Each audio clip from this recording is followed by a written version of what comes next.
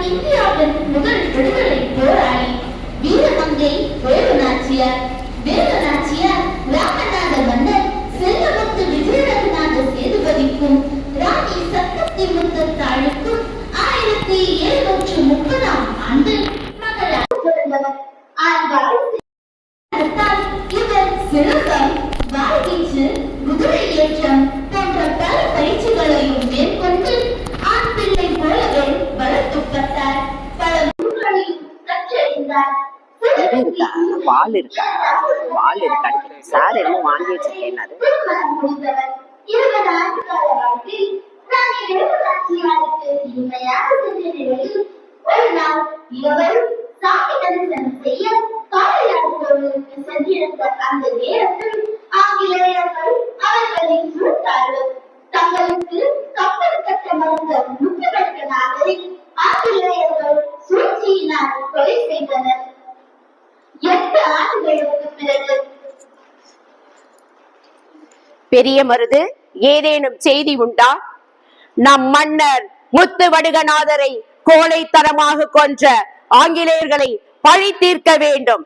நாம் அரசவையை அநியாயமாக தீர்த்த அவர்களை நாம் உடனே பழி வாங்க வேண்டும். சிங்கங்கள் அரசாண்ட சிறு நரிகளா அவர்களை நாம் ஒருபொழுதும் அனுமதிக்க முடியாது.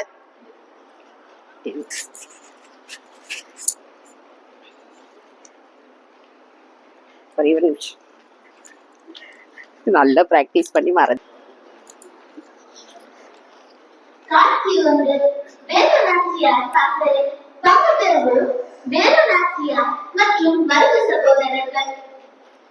பெரிய மருது, ஏதேனும் செய்தி உண்டா?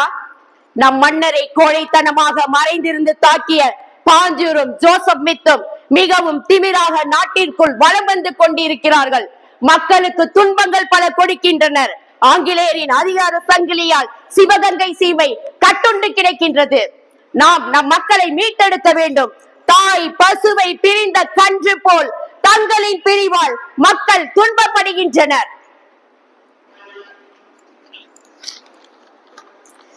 மன்னர் முத்துவடுகநாதரை எரித்த அக்கினி அடைந்து விடவில்லை. என் மனதில் ஓயாமல் எரிந்து கொண்டிருக்கிறது. மன்னரை கொன்ற வெள்ளை பரங்கியரை பழி தீர்க்கும் வரை அது ஓயாது. நாட்டுக்கு விடுதலை வாங்காமல் உறங்க மாட்டேன். என் மக்களை மீட்டெடுக்காமல் தூங்க மாட்டேன். ஏழினம் போல பூமி முகம் பார்த்து திரியும் கோழைகள் அல்ல நாம். புலியை முரத்தால் அடித்து விரட்டிய வீர தமிழச்சி மரபில் வந்தவர்கள் நாம். வேலீட்டி வந்தாலும் எதிர்த்து நிற்கும் குலத்தை சார்ந்தவர்கள் நாம்.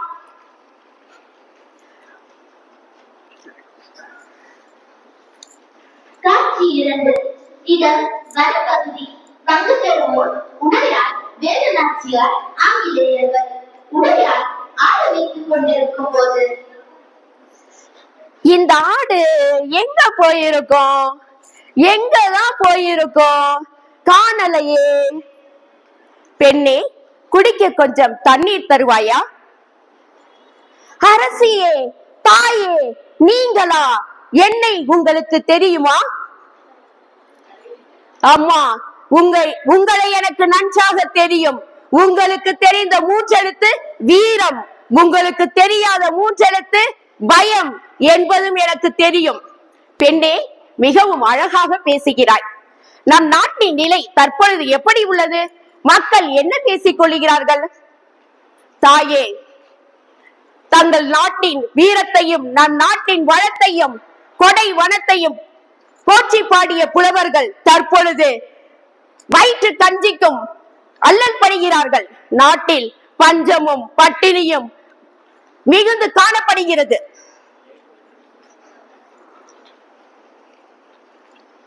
பெண்ணே, அதற்கு நான் முடிவு கட்டுகிறேன்.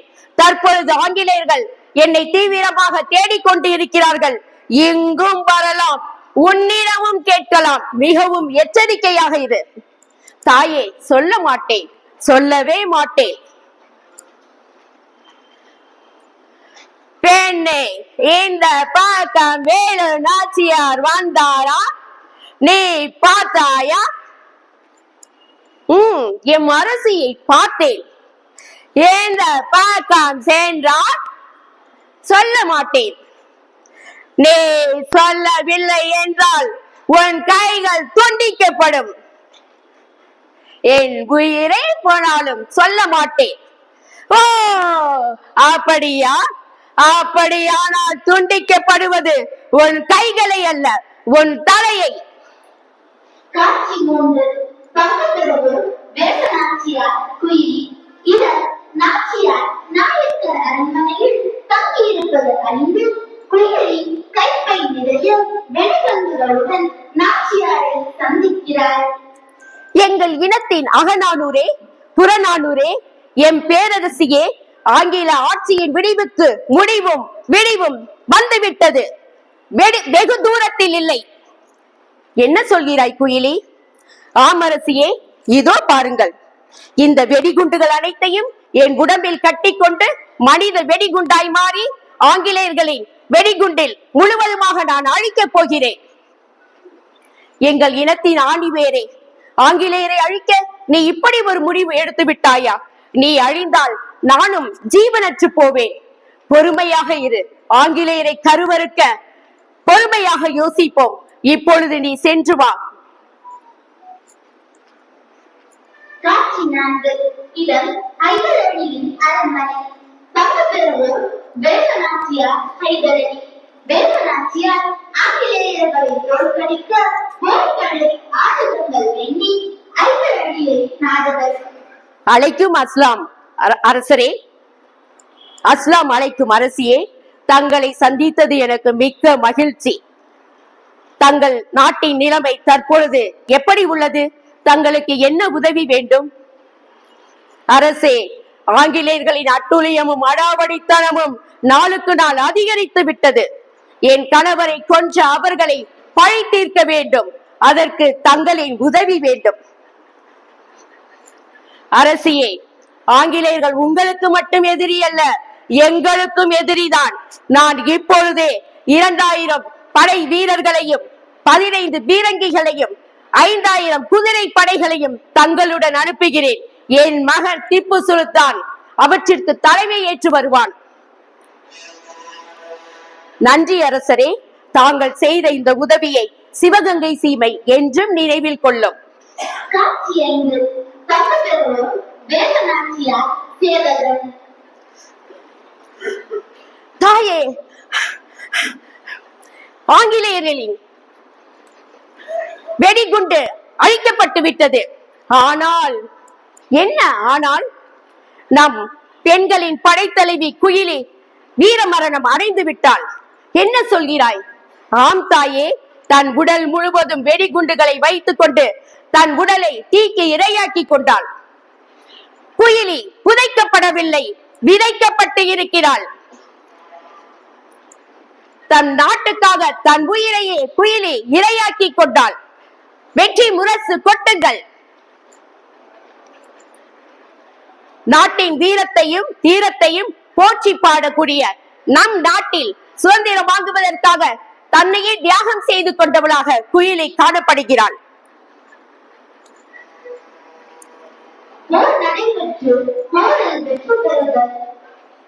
தாயே, பாஞ்சூரை பிடித்து விட்டோம்.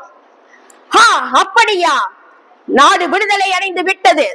மக்களும் நம்மவரே. நம்மை யாக்கைக்கு கொடுமைக்கு தொக்காய்தா புரிகிறதா? அரசியே, இவன் நம் நாட்டிற்கு எதிரானவன், நம் மன்னரை கொன்றவன். இவனை மன்னிக்க கூடாது.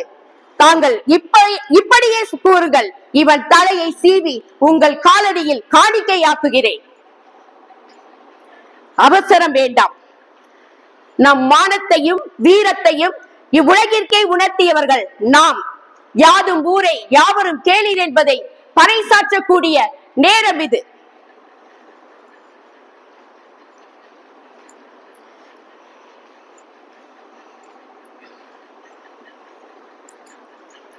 நம் நாட்டின் விடுதலைக்காக தன் உயிரையே தியாகம் செய்த உடையாளுக்கு வெற்றி உடையாள் என்றும் குயிலிக்கு குரலுடையாள் என்றும் பெயரிட்டு கோவில் கட்ட ஆணையிடுகிறேன். போர் முரசு, வெற்றி முரசு கொட்டட்டும்.